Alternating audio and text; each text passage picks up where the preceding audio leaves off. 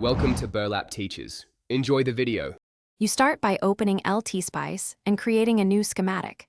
Place the voltage-controlled switch symbol named SW and the passive components it will control. Then, add a dedicated control voltage source labeled V-control and tie its negative terminal to ground. This becomes your gate reference.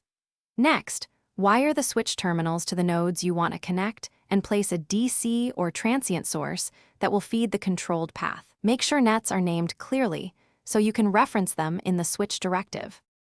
Once components are placed, double-click the switch and set its value to the appropriate device model, for example SBreak N for an N-type behavioral switch.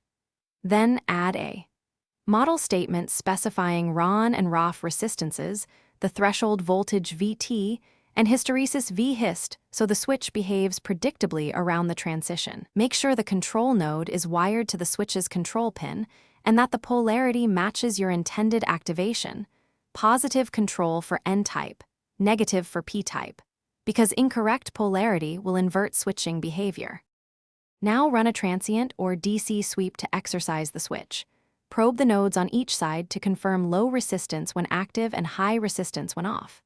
If you see unexpected results, first verify that V-control shares the same ground as the switch reference and that its amplitude crosses the specified VT plus any hysteresis. Mismatched grounds or insufficient amplitude are common mistakes. When needed, use step to iterate RON, ROF, and VT values and include an op or log probe to inspect. Thanks for watching. Consider subscribing if this video helped you.